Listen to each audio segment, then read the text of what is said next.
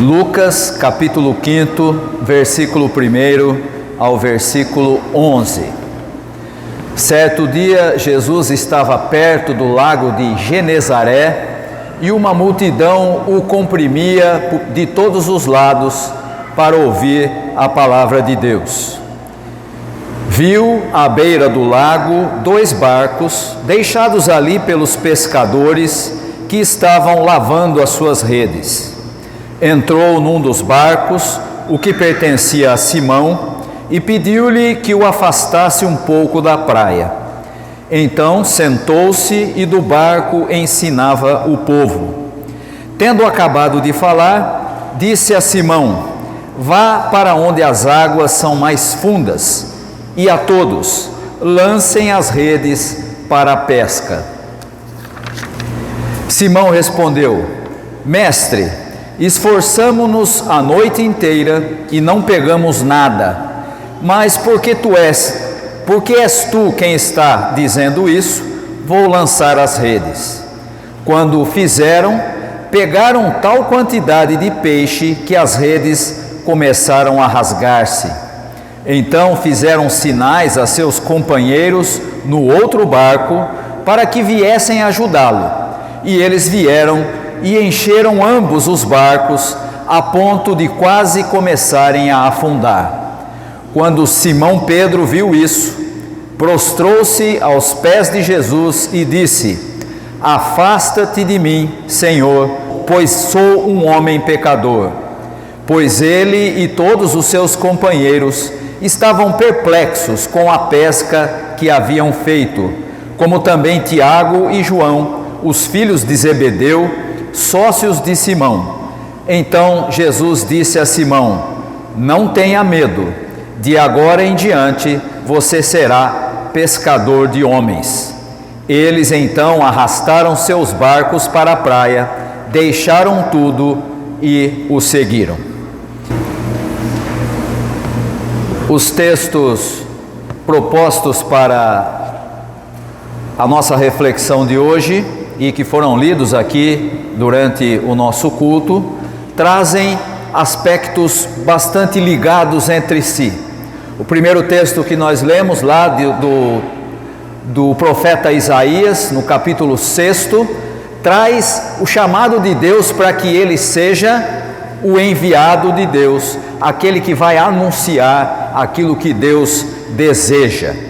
No segundo texto, que é o texto de 1 Coríntios, nós encontramos o apóstolo Paulo dizendo que ele ensinou à igreja aquilo que ele recebeu de Deus, ou seja, o seu anúncio não é outro senão o do evangelho que ele tinha recebido por meio de outros que também foram obedientes ao chamado de Deus para anunciar a ele a mensagem de Jesus Cristo. No texto do evangelho que acabamos de ler, nós já encontramos de início um cenário muito interessante. Os pescadores estavam fazendo aquilo que era a parte que lhes cabia depois do trabalho no barco ou no lago. Estavam lavando as redes. E com essa primeira situação nós percebemos que mesmo nas atividades comuns, nas coisas que também nós fazemos rotineiramente, não se pode atropelar a sequência das coisas.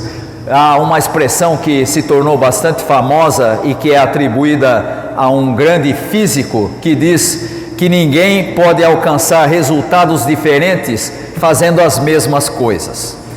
E aqui nós temos os pescadores, aqueles que estavam ali fazendo o que era esperado deles, buscando lavar as redes depois de um dia de trabalho. E aí então Jesus faz um pedido a um deles: leve o barco para um lugar em que o lago seja mais fundo. E aqui nós começamos a entender, e essa é uma característica de todo o ensino de Jesus.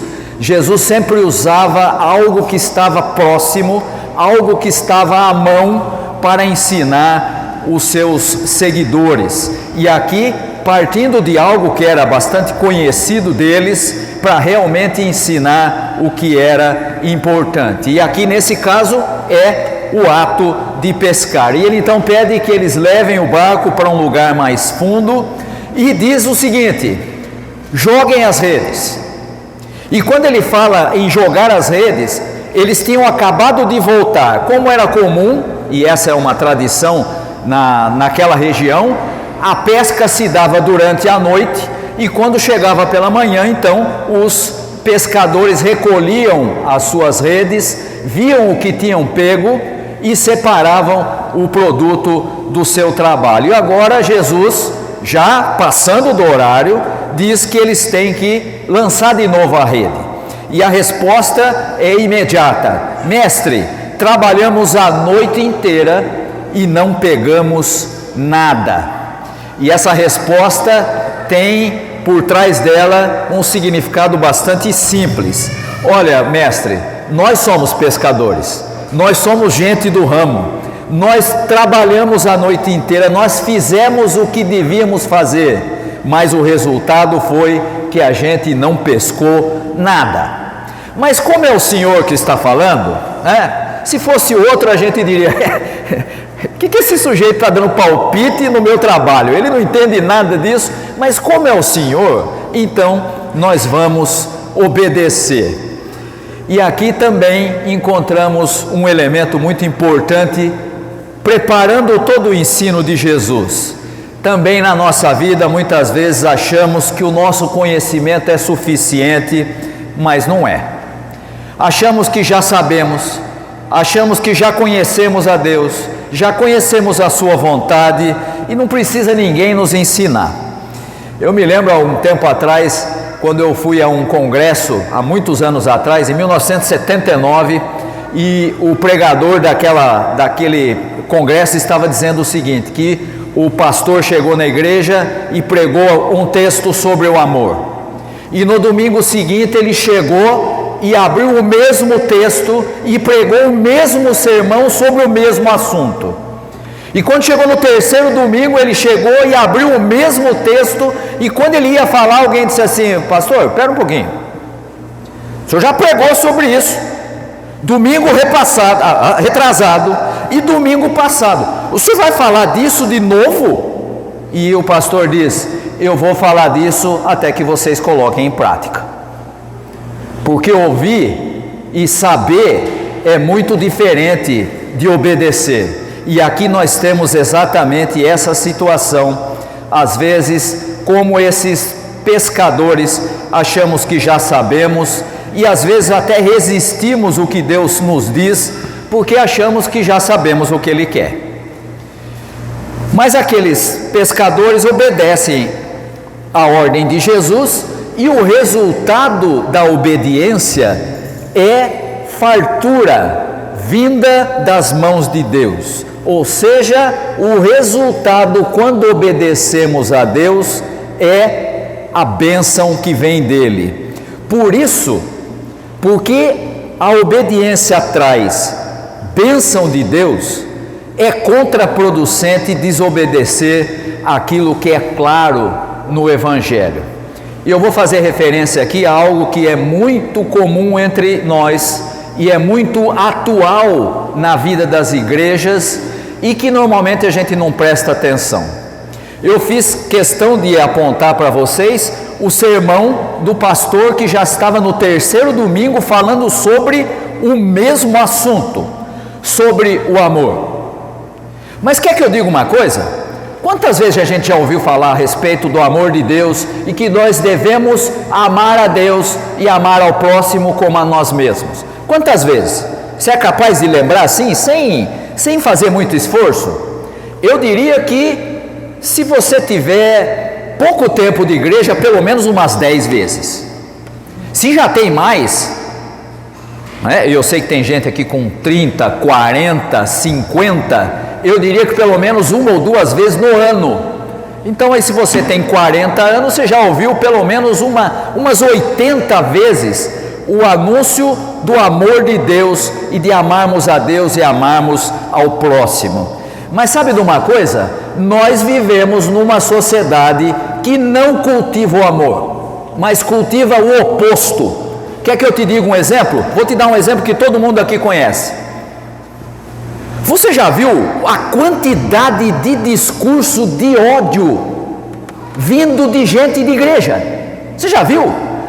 Se você não viu, eu convido você a dar uma olhada nas redes sociais e procurar qualquer irmão que você conheça lá e que esteja no seu hall de amizades, quando o assunto daquilo que está postado ali é política.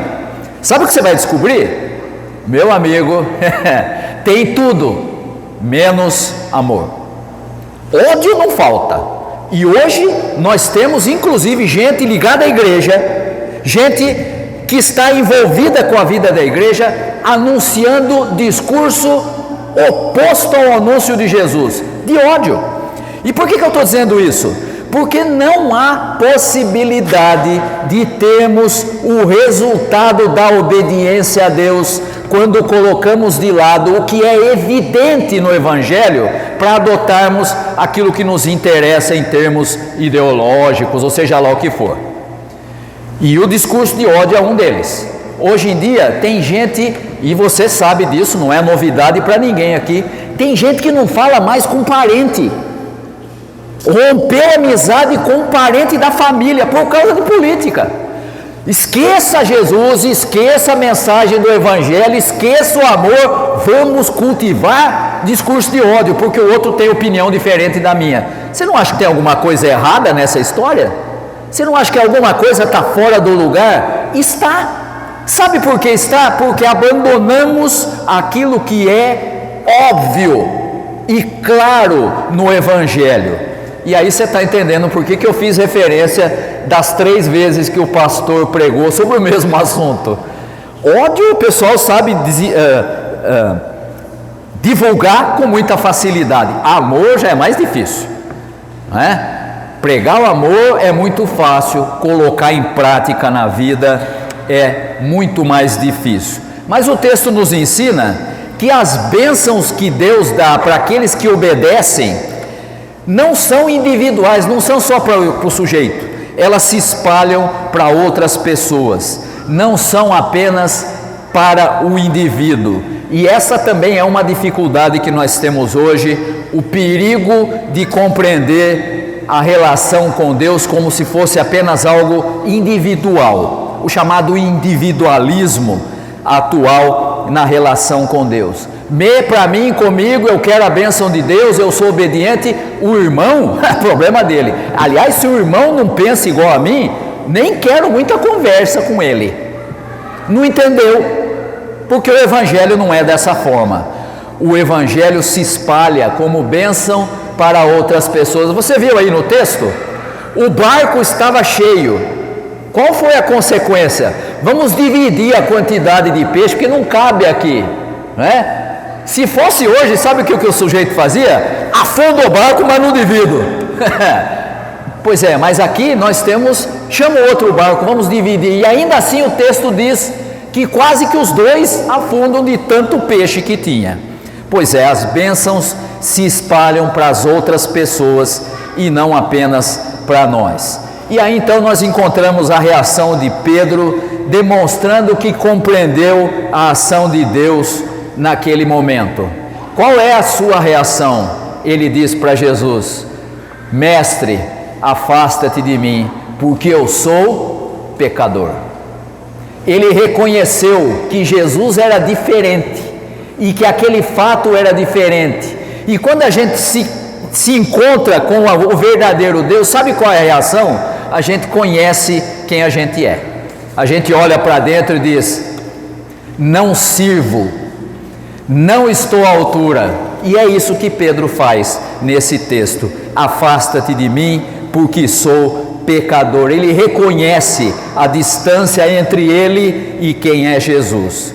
E finalmente chega no texto o momento em que Jesus ensina aquilo que ele pretendia com toda aquela cena da pescaria. E Jesus deixa isso claro dizendo: eu vou fazer de vocês, meus seguidores, pescadores de gente. Agora chegou o momento de entender aquilo que Jesus queria ensinar. Vocês vão ser pescadores de gente, não como se faz hoje, fazendo proselitismo, nem como se faz hoje, desqualificando a religião dos outros, mas porque eles seriam aqueles que anunciariam, como fez o apóstolo Paulo no texto que nós lemos, como fez Isaías no texto que nós lemos, anunciariam aquilo que Jesus ensinou. Se você quiser verificar se isso é verdade, é simples.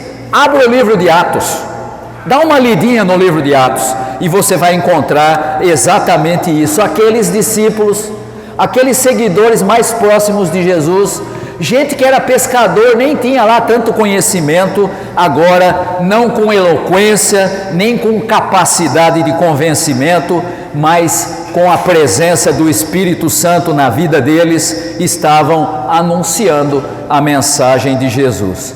É isso que significa pescar gente, continuar anunciando a mensagem de Jesus. Não precisa ir fazer culto na praça, nem grandes congressos evangelísticos, precisa viver aquilo que aprende da palavra de Deus, precisa colocar em prática, abandonar aquelas coisas que a gente sabe que são contrárias ao Evangelho e colocar em prática aquilo que aprendemos com Jesus.